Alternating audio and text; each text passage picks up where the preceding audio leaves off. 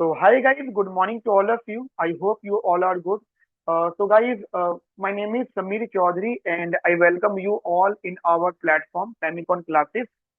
So first of all guys, a very big congratulations to all of you to enter in the Delhi University's most reputed course, that is economics honors. Even economics honors सिर्फ Delhi university का ही reputed course नहीं है, बल्कि all over India जितने भी courses हैं उन सब में बेस्ट कोर्स माना जाता है। तभी इस कोर्स के लिए इतनी ज्यादा दौड़ होती है, तभी इस कोर्स के लिए बहुत हाई कट ऑफ होती है। तो अब तक तो आप इतना समझ चुके होंगे कि इस कोर्स की इतनी ज्यादा हाइप क्यों है। ठीक है, क्योंकि इस कोर्स में जो सिलेबस आपको प्रोवाइड किया गया है, इवन ये वाला मैथमेटिकल मैथड्स इन इकोनॉमिक्स, इसमें ही आपको मालूम पड़ जाएगा कि ये कोर्स एक्चुअली है क्या। यस गाइस, सेमेस्टर वन की जान है मैथमेटिक्स। ठीक है, जो एमएमई वन है ये बहुत ही इंपॉर्टेंट सब्जेक्ट है। इवन सेमेस्टर वन और सेमेस्टर टू इसके जो मैथमेटिक्स सब्जेक्ट है, मैथमेटिकल मैथमेटिक्स इन इकोनॉमिक्स है, जिसको आप इंट्रोडक्टरी और इंटरमीडिएट बोलोगे, तो वो आगे के सेमेस्टर्स में आपको बहुत ज्यादा हेल्प करेगा यदि आपने अभी उसको बहुत अच्छे से समझ लिया है। तो आज हम लोग बहुत काम की बात करने वाले हैं। एक तो हम लोग आज सिलेबस डिस्कस करेंगे जो कि आपके सामने है। इवन ये सिलेबस आप लोगों के पास, सबके पास होगा। रीडिंग्स आप लोगों ने ले ली होगी। ठीक है, सब कुछ आपके पास अवेलेबल है already, right. And after that जो बहुत काम की बात हम लोग आज डिस्कस करने वाले हैं कि आपका कैसे आपको इसमें बहुत अच्छा स्कोर करना है। क्योंकि गाइज हमारा मेन मोटिव क्या है? एक तो आपको नॉलेज देना, ठीक है, लेकिन आपको बहुत अच्छे मार्क्स दिलवाना। वो तभी पॉसिबल हो सकता है जब आपको डे वन ये पिक्चर क्लियर हो कि कैसे हमें इसको स्टडी करना है और कैसे इसमें बहुत अच्छा स्कोर करना है। सिलेबस की अगर मैं आपको एक बेसिक आइडिया दूं सिलेबस का, तो हमारे पास टोटल 3 यूनिट्स हैं। ठीक है, 3 यूनिट्स हैं। अच्छा, ये बिल्कुल ट्वेल्थ की तरह नहीं है। ट्वेल्थ में तो आपको, या 11 ट्वेल्थ अकेडमिक्स में तो आपको जनरली कुछ चैप्टर्स होते थे और जनरली एक एनसीईआरटी हो गई, बस उसमें से आ जाना है, ऐसा ऐसा वो नहीं है। अब थोड़ा सा अलग हो चुका है।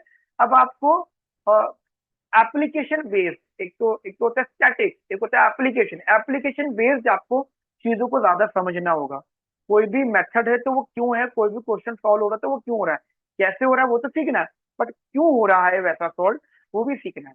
और आपको जनरली दो प्रकार के नॉलेज यहाँ पे लेनी। एक तो आपको मैथमेटिक्स तो लेना ही नॉलेज है, प्लस आपको मैथमेटिकल इकोनॉमिक्स। ठीक है, तभी इसको हम मैथमेटिकल मैथड्स इन इकोनॉमिक्स कहते हैं, राइट। तो आपको इकोनॉमिक्स भी सीखनी है जो मैथमेटिक्स में अप्लाई अप्लाई हो रही है, और मैथमेटिक्स भी सीखनी है। तो हमारे पास यहाँ पे 3 यूनिट्स हैं। यूनिट नंबर वन, ठीक है, यूनिट नंबर टू, ठीक है, let's suppose unit one, unit two and unit three. Unit one basically preliminaries है। इसमें ना हमें जनरली सेट थ्योरी के बारे में पढ़ना है, लॉजिक के बारे में पढ़ना है, बेसिक लेवल पे मैथमेटिकल इंडक्शन की थोड़ा बहुत नॉलेज हमने यहाँ पे लेनी है।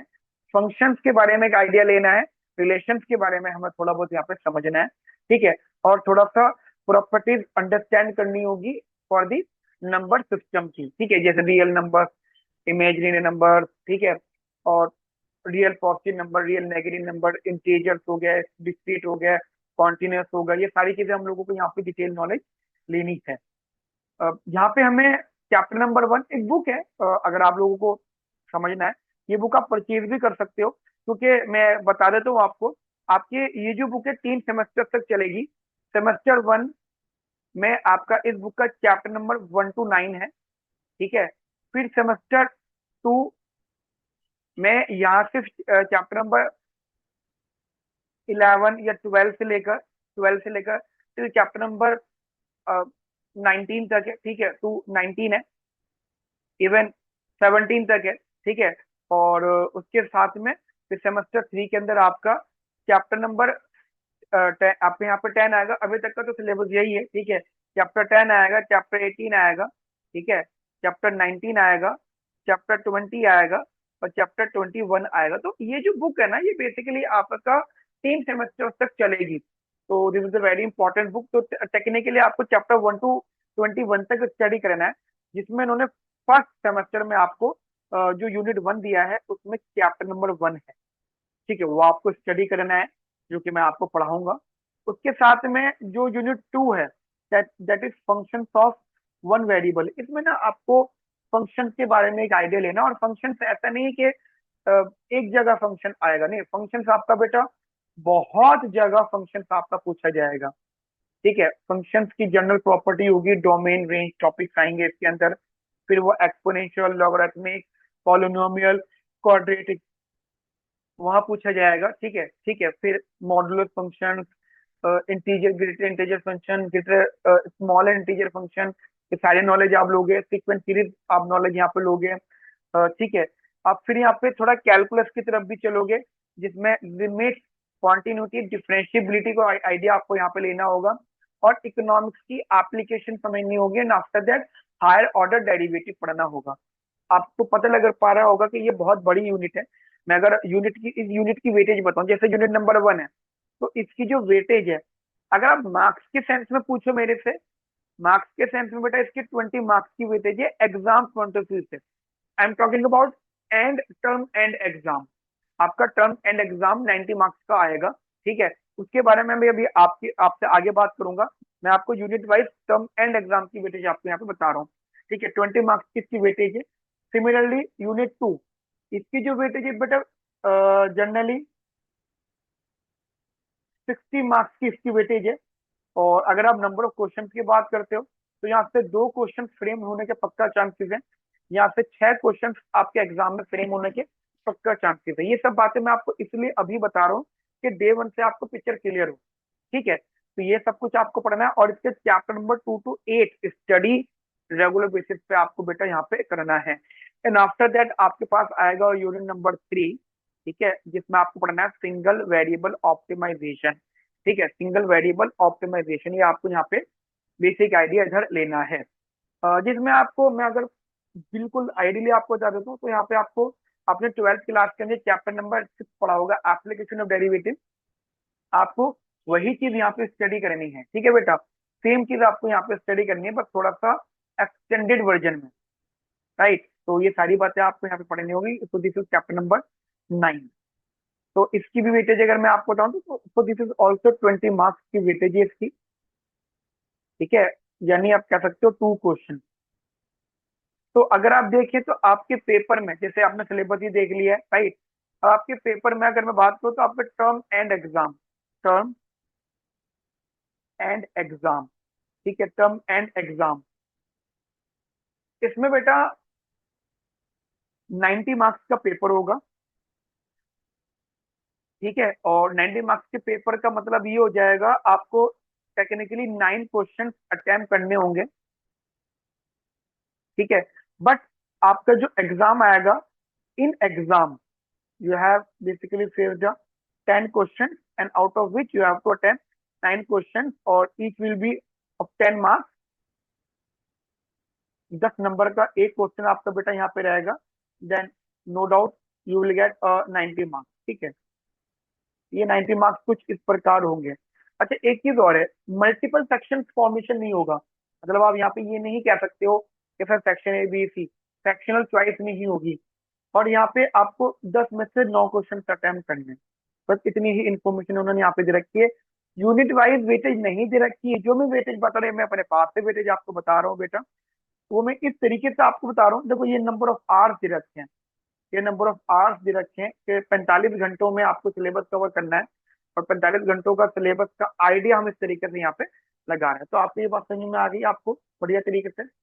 अब now the very important question कि sir how to score a good marks. देखो, आपका जो मेजर फोकस रहेगा, वो यूनिट नंबर 2 पे रहेगा, इसमें कोई दो राय नहीं है। मानते हो आप लोग इस बात को?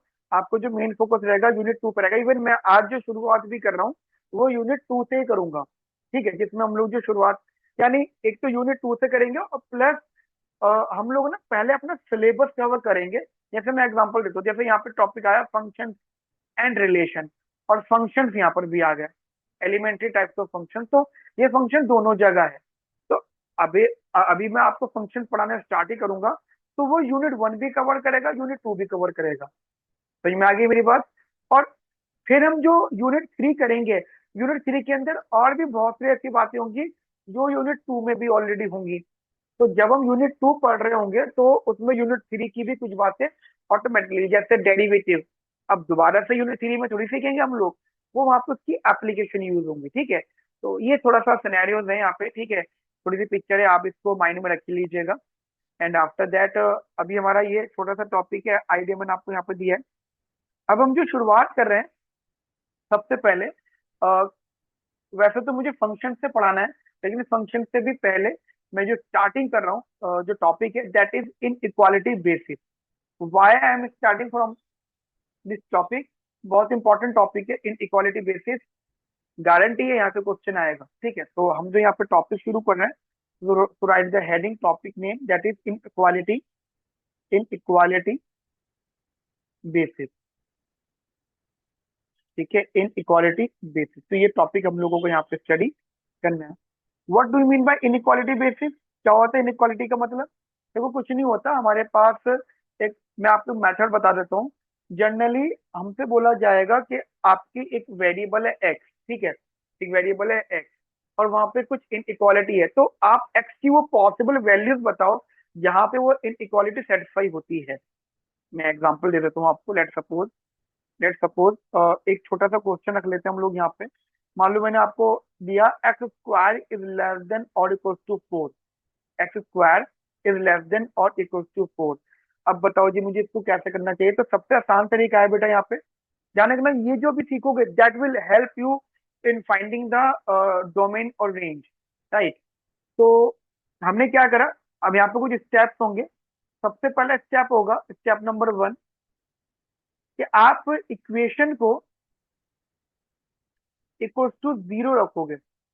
That in that in what, हमें जो भी इक्वेशन है, जैसे ये इक्वेशन है, इक्वल टू 0 रखने का मतलब x square is less then ये 4 है, ठीक है। तो हमने क्या करा इसको, हमने एक्स स्क्वायर माइनस का 4 इज इक्वल टू 0 कर दिया। यही नहीं, जितनी भी इक्वेशन आएंगी, ठीक है, जितनी भी इक्वेशन आएंगी, मैंने पहले 4 को लेफ्ट साइड ले गया, उसके बाद उसको देखो, ये जब बन गया ना तो that become equation. What is equation? Equation is a combination of variable and constant. Clear? तो ये हम इसे इक्वेशन कहते हैं, तो हम इसको लेफ्ट साइड लिया। Step number 2, output is equal to 0। And step number 2 होगा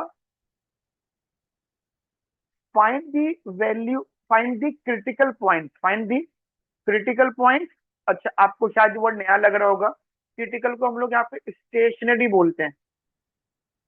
स्टेशनरी भी अगर आपको नया लग रहा है तो स्टेशनरी की जगह आप एक्सट्रीमम कह सकते हो। तो ये पॉइंट्स हम लोग यहाँ पे फाइंड करेंगे, ठीक है बेटा। ये सारे के सारे पॉइंट्स हमने यहाँ पे फाइंड कर ली, कैसे फाइंड होंगे? इसके लिए हमें क्या करना होगा, that is x square minus का 4, जो कि हमने जरूर रखा हुआ है एक्स स्क्वायर। जैसे स्क्वायर है तो हमने क्या करा, एक्स माइनस का 2। ऑब्वियस सी बात है, ये इसका स्क्वायर हो गया, माइनस का 2 का whole square, that is equal to 0। ये एक्स माइनस का 2 और ये एक्स प्लस का 2, ठीक है, that is equal to 0। And you will get x minus, ठीक है, ये वैल्यूज हो गई। तो एक्स माइनस का 2 इज इक्वल टू 0 और एक्स प्लस का 2 is equal to 0। Then you will get x is equal to 2 और x is equal to minus का 2। क्लियर है? X is equal to 2 and x is equal to minus का 2, ये values आ गई। And step number 3, ठीक है, plot these critical point on number line. हमें number line draw करनी है और उस नंबर लाइन पे इन क्रिटिकल पॉइंट को बताना, ठीक है। मान लो मैंने यहाँ पे नंबर लाइन ड्रॉ कर ली, ठीक है, लेट सपोज मैंने यहाँ पे नंबर लाइन ड्रॉ कर ली, लेट सपोज दिस। और यहाँ पे ये है माइनस का इन्फिनिटी, ये है प्लस का इन्फिनिटी। मैंने यहाँ पे दो वैल्यू रख ली, दैट इज माइनस का 2, दैट इज प्लस का 2। ये वैल्यू मैंने अगर यहाँ पे रख ली तो मेरे पास इंटरवल आ गया, तो मैंने प्लॉट कर दी। उसके बाद में चेक द इंटरवल। अब इंटरवल चेक करने, कैसे इंटरवल चेक करने? देखो ऐसे चेक करने, जैसे एक इंटरवल है माइनस का इंफिनिटी टू माइनस का 2। अच्छा एक बात ध्यान रखना, मैं यहाँ पे अभी कोई भी इंटरवल नहीं लगा रहा, ये या तो यहाँ पे क्लोज इंटरवल आएगा या फिर यहाँ पे ओपन इंटरवल आएगा। तो भी मैं फिलहाल कोई लगा नहीं रहा इंटरवल। एंड एक आ जाएगा यहाँ पे 2 to इंफिनिटी। अच्छा, इन्फिनिटी के आगे ओपन इंटरवल आता है, ये क्लियर बात है, समझ रहे हो मेरी बात? ये कंफर्म है कि ओपन इंटरवल आता है इन्फिनिटी के साथ। तो अब मुझे क्या करना है, चेक दी इंटरवल। तो नाउ मेरे पास है x square that is less then 4। अब देखो इक्वल टू करके तो मैंने सॉल्व कर लिया था। अब मैं जनरली ये ये है, ठीक है। अब मुझे देखना है इनमें से कौन सी वैल्यू है, वो है मतलब वो कौन सा इंटरवल है जो मेरी इसको सेटिस्फाई कर रहा है। जैसे पहला है -∞to 2। तो मैंने लेट सपोज एक्स की वैल्यू रख ली, कोई -2 है, तो एक्स की वैल्यू बता दो कोई भी, एनी। आपने बोला सर -10, तो मैंने यहाँ पर आके देखा -10 एक्स की जगह स्क्वायर कितना आया यहाँ पे, दैट इज 100। क्या 100 4 से कम या 4 के बराबर है? नहीं, 100 4 से ज्यादा है, 100 4 से कम नहीं है। तो अगर 100 4 से कम नहीं है तो ये वाला इंटरवल नॉट सेटिस्फाइड। ठीक है, ये वाला इंटरवल सेटिस्फाई नहीं होगा, तो ये गलत हो गया। मानते हो मेरी बात? ये क्लियर हो गई। अब हम क्या करेंगे, एक्स इक्वल टू -2 को, ठीक है। देखो जिस तरीके से मैं आपको सिखा रहा हूँ उसी तरीके से सीखोगे तो दुनिया के सारे क्वेश्चन तुम लोग यहाँ पे सॉल्व कर लोगे, ठीक है। तो एक्स इज इक्वल टू -2 आपने रखा है यहाँ पे, -2 का whole square that is 4, that is less than और इक्वल टू 4। तो yes this is equal to 4, मतलब लेस देन और इक्वल टू, इन दोनों में से कौन सी वाली बात यहाँ पे सेटिस्फाई कर रही है? तो ये एक्चुअली 4 इज इक्वल टू 4। तो ये पहली बात -2 सेटिस्फाई कर रहा था, तो पहली बात तो यहाँ पे क्लोज इंटरवल आएगा, पहली इंफॉर्मेशन। और इसका मतलब हो गया कि ये जो -2 है इस पे क्लोज क्लोज सर्कल आ जाएगा, ये बात आपको पता होगी।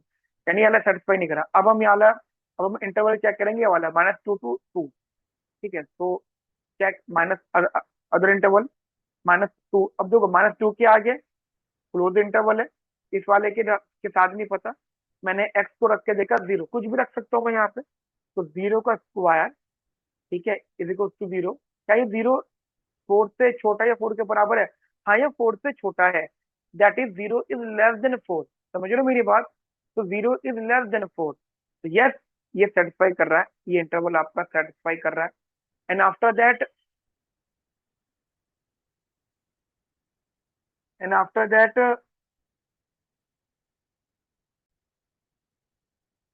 अब हम रख के देखते हैं 2 को, +2 रख के देखते हैं when you put x equal to 2। तो अभी देखो, अभी तो बहुत लेंथी प्रोसेस चल रहा है, बट अब आगे चल के इजी हो जाएगा ये। तो 2 का स्क्वायर दैट इज 4, क्या ये 4 के बराबर है? ये। तो यहाँ इसका जो देखिए 2 के आगे क्लोज इंटरवल आएगा। अब हमारा ये वाला इंटरवल सेटिस्फाई हो गया, ठीक है। अब हम क्या करेंगे, 2 to इंफिनिटी। तो मैंने क्या करा, close interval 2 to infinity check करके देखा। एक्स को रखा मैंने, लेट सपोज कुछ भी 10 रखा, तो 10 का स्क्वायर दैट इज 100। क्या ये लेस देन इक्वल टू 4 है? No, this is not. तो ये सेटिस्फाई नहीं करा। तो what is the answer guys? Answer is -2 to 2। तो इस वाले क्वेश्चन का जो आंसर आपके सामने रहा, अगर मैं इसका आंसर आपको बताऊं तो इसका जो आंसर रहा that is answer is -2 to 2।